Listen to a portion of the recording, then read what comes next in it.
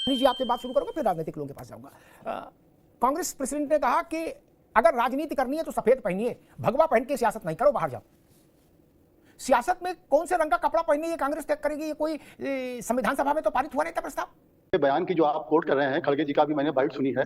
खड़गे जी ने ना तो कोई ड्रेस कोड की बात करी है, खड़गे जी ने एक बात कही है कि गेरुआ वस्त्र पहनने वाले को बांटने वाली बात नहीं करनी। ना ना ना गलत एक मिनट ना ना ना मुझे भी इसको नहीं कर सकता। आगे मल्लिकार्जुन खड़गे ने कहा कि या तो सफेद में इन्वर्टेड कॉमा आपको करो, या तो सफेद पहनो। साथियों नमस्कार, स्वागत है आपका वायरल डिबेट की सीरीज में। साथियों इन दिनों महाराष्ट्र में होने वाले विधानसभा चुनाव को लेकर हर पार्टी प्रचार में अपने अपने तरीके से मस्त है और कोई कुछ भी बयान देते चले जा रहे हैं। इसी बीच में खड़गे जी ने एक बयान दिया जिसमें उन्होंने गेरुआ वस्त्र को लेकर बहुत कुछ कह दिया।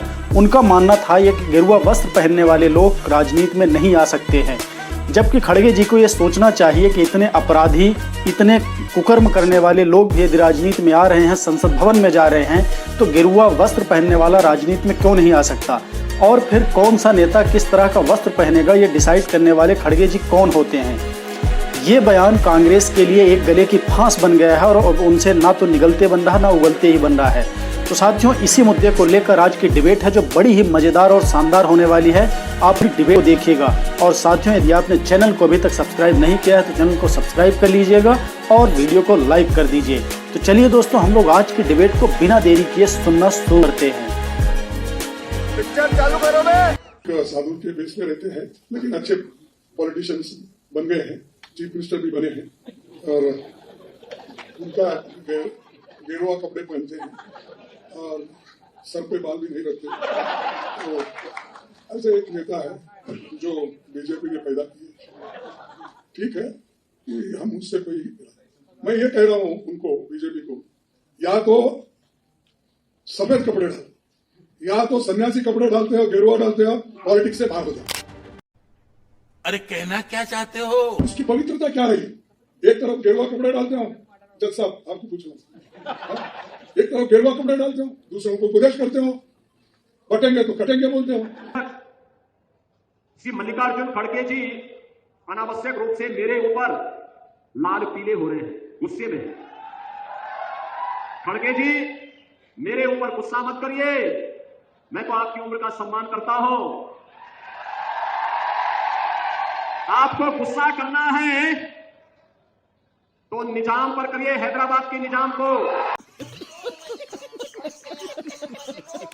आप कर रहे हैं, मैं तो एक योगी हूं, मैंने तो एक ही बात सीखी है, मैंने तो एक ही बात सीखी है, हर काम देश के नाम। जी आपसे बात शुरू करूंगा फिर राजनीतिक लोगों के पास जाऊंगा। कांग्रेस प्रेसिडेंट ने कहा कि अगर राजनीति करनी है तो सफेद पहनिए, भगवा पहन के सियासत नहीं करो, बाहर जाओ।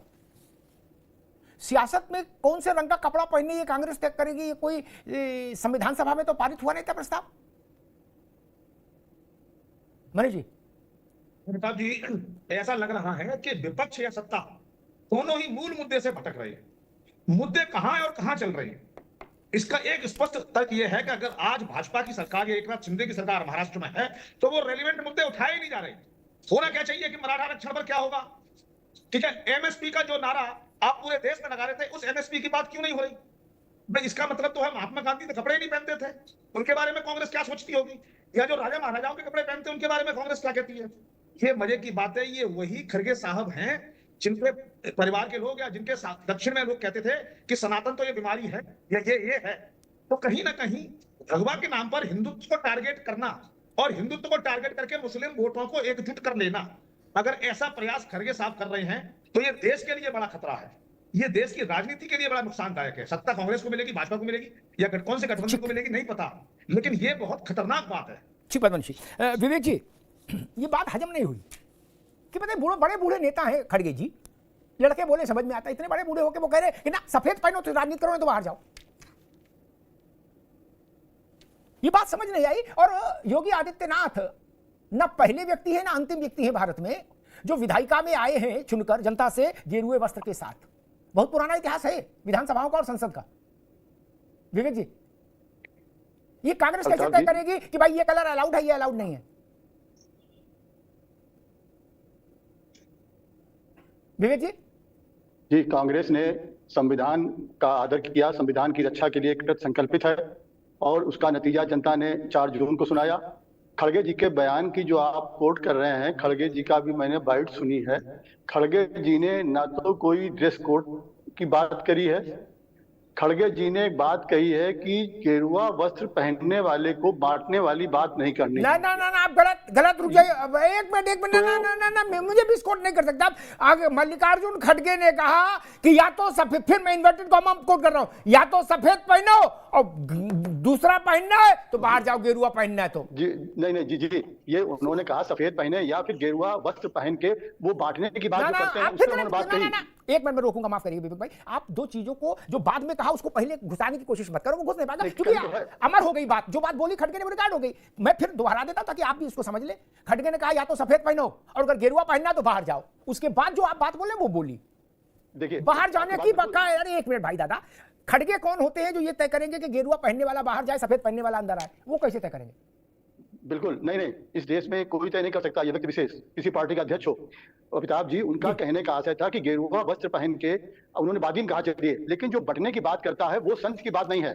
और इसके पहले भी आप देखिए अमिताभ जी, ये योगी जी ने ठोक दो गर्मी निकाल देंगे, इस तरह की जो भाषा है ये संत की भाषा नहीं हो सकती है। और वस्त्र पहन लेने से कोई संत नहीं हो जाता है। हम तो उस सनातन धर्म के हैं जहां की अगर कोई आचार और व्यवहार से अगर अच्छा है तो हम लोग उसे कह देते हैं कि वो संत पुरुष है। तो वस्त्र की बात तो यहाँ पे हमारे यहाँ दूसरी बात कही गई है। तो इसलिए उनका आशय ये नहीं था, उनका था कि अगर राजनीति में है तो उनको बांटने की बात भले बात में कही, लेकिन बांटने की बात से उनका था गेरुआ वस्त्र पहन कैसी बात नहीं करनी चाहिए। जो आशय है वो खड़गे जी को स्पष्ट करना चाहिए, तभी ठीक होगा, अन्यथा भैंस पानी में चली जाएगी। एक और दूसरी बात मैं ये भी कहूं कि हम लोगों ने शायद भारत का इतिहास भी ठीक से स्मरण नहीं रखा।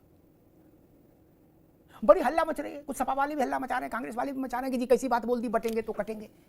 ऐसा लग रहा है जैसे नादिर शाह टाइप का कुछ सीन क्रिएट करना चाह रहे हैं विपक्ष वाले। मैं एक नाम लेता हूं अशोक जी, वो नाम आपके भी संज्ञान में रहना चाहिए। समर्थ गुरु रामदास सन्यासी थे क्या? लेकिन वो बात यही कहते थे विवेक जी, चुनाव महाराष्ट्र में हो रहा है इसलिए समर्थ गुरु रामदास, मुझे याद है, वरना हम यहां के भी संतों के नाम ले सकते थे क्या? शस्त्र और शास्त्र दोनों साथ में रखते थे। और एक बात जान लो, औरंगजेब को पानी पिलाने के लिए, औरंगजेब को हैसियत बताने के लिए